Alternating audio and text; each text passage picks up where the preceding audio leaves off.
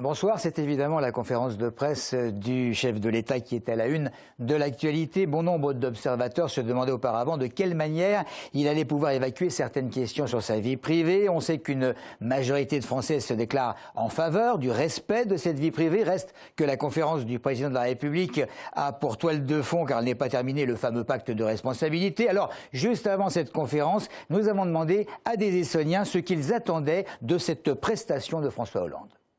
J'attends qu'il se réoriente vraiment sur les sujets qui concernent vraiment la France, au lieu de s'étaler sur des petites polémiques, genre la quenelle, tout ça, et qui donne des vraies questions sur les vrais problèmes qu'a aujourd'hui la société. On attend surtout sur le thème emploi. Bon, moi, j'attendrais bien de lui qu'il nous explique pourquoi vraiment ils sont partis intervenir au Centrafrique. Déjà, au Mali aussi. Je pense qu'il va tenir le même discours qu'il a tenu depuis le départ. Et on aimerait bien savoir quand même ce qu'il compte faire. Mais je pense pas qu'il donne des explications vraiment cohérentes. Rien du tout. Rien du tout. À part le fait que c'est pas la peine de demander au peuple de donner l'exemple alors que lui le donne pas, quoi.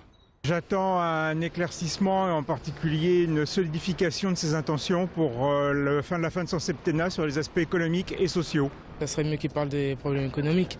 C'est bon, là, ils sont en train de nous endormir avec les histoires de Dieudonné et tout ça, etc. Mais voilà quoi, il y a d'autres problèmes plus importants. Non, ça ne nous intéresse pas forcément. Qu'il trompe sa femme ou pas, moi je la trompe. Bisous ma chérie. Et pour en revenir à cette fameuse conférence de presse, le chef de l'État a débuté son explication concernant le pacte de responsabilité qu'il entend mettre en place. Une chance, a-t-il estimé, en annonçant qu'il avait confié à un député essonnien la responsabilité d'un conseil de simplification avec un chef d'entreprise. Thierry Mandon, le porte-parole socialiste à l'Assemblée, et son partenaire devront passer en revue les 10 moments clés de la vie d'une entreprise. Vous vous souvenez peut-être d'Ibrahima Dia, c'est un habitant d'Evry qui en mai dernier avait été frappé et insulté par des individus en Dordogne. Cette aide de soignant d'origine sénégalaise qui s'est donc dit victime d'une agression raciste. D'ailleurs, il aurait été traité de sale nègre et de sale antillais. Après un passage à l'hôpital, il a pu retrouver avec les gendarmes ses agresseurs. Le procès de ces 3 agresseurs présumés a débuté aujourd'hui et Ibrahima Dia attend que ces hommes écopent d'une peine exemplaire. C'était en décembre 2012. Une adolescente de 13 ans, Jessica, a été fauchée à Fontenay-le-Vicomte par un automobiliste qui roulait trop vite. La jeune fille était percutée de plein fouet alors qu'elle se trouvait sur un passage clouté. C'est à quelques mètres du drame que sa mère et sa petite sœur l'attendaient dans leur voiture. Le prévenu a comparu hier devant le tribunal correctionnel d'Evry. Une peine de 3 ans, dont 1 avec sursis, a été requise, ainsi que l'interdiction de conduire durant 10 ans. L'homme n'était sous l'emprise ni de la boisson ni de la drogue, mais il roulait à environ 70 km/h au lieu des 50 autorisés. Des parents d'élèves se rebellent face à ce qu'ils qualifient de manque d'investissement de la collectivité dans l'école primaire de leurs enfants. L'école Pablo Picasso à Corbeil-Essonnes devrait subir d'importants travaux, mais voilà, rien ne se passe. Des portes et fenêtres seraient dangereuses, les sanitaires seraient inadaptés aux enfants et enfin la sécurité aux abords de l'établissement laisserait à désirer. Plusieurs demandes ont été formulées auprès de la mairie et apparemment aucune réponse. Audrey Coll. À première vue, l'établissement ressemble à tous les primaires. Pourtant, des parents d'élèves constatent que l'école Pablo Picasso n'est pas entretenue malgré une équipe pédagogique performante. Ils ont relevé des portes et fenêtres fragilisées, mais surtout des toilettes inadaptées aux enfants à hauteur d'adultes. Certains des élèves ne veulent même plus se rendre au sanitaire. Il s'avère que certains enfants ne souhaitent pas aller aux toilettes et donc se retiennent. Donc ça peut provoquer quand même, d'un point de vue sanitaire, de grandes difficultés, des problématiques de type cystite, des infections urinaires importantes, des oublis du coup, à un moment à force de se retenir.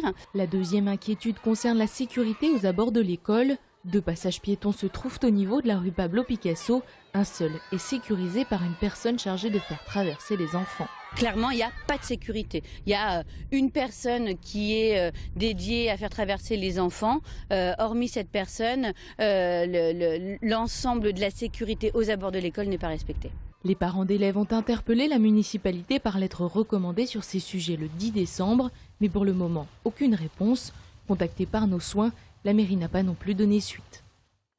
Toute la population et des élus attendaient cette nouvelle depuis longtemps. Fermée depuis octobre à la suite du décès d'un nourrisson, la maternité de Dourdan va pouvoir rouvrir en novembre. On se souvient que l'Agence régionale de santé avait décidé de prolonger la fermeture et un important travail a été mené depuis par l'établissement pour répondre aux manquements constatés. C'est une information qui nous provient du Parisien. Bien entendu, nous en ferons cas demain lors d'un reportage dans ce même journal. Claire-Lise Campion, nommée présidente de l'OBASU, c'est l'Observatoire interministériel de l'accessibilité. La sénatrice de l'Essonne s'est vue confier cette fonction par le ministère de l'Écologie et du Développement durable pour évaluer l'accessibilité et la convenance d'usage de bâtiments d'habitation, des établissements recevant du public, des moyens de transport et conditions d'accès aux services publics. Chaque année, 20 000 chiens à travers le monde subissent une opération pour une hernie discale. Un Essonnien et son frère ont développé à Évry un appareil de rééducation pour accélérer le rétablissement post-opératoire de nos fidèles compagnons. Maxime Lemaine.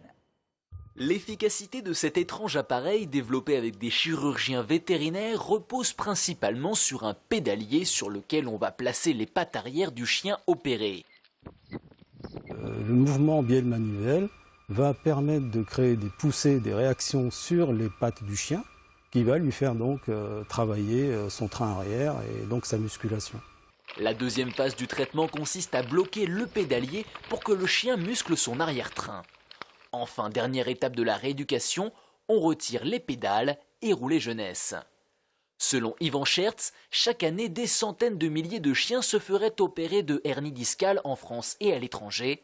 Un marché de niche auquel ne compte pas se limiter son entreprise. Le produit n'est pas seulement utilisé que pour la hernie discale, il est utilisé aussi pour les chiens en fin de vie, tels que les bergers allemands, qui souffrent de pathologies au niveau de l'arrière-train. Et du coup, ça peut être un accompagnement pour améliorer leur confort de vie.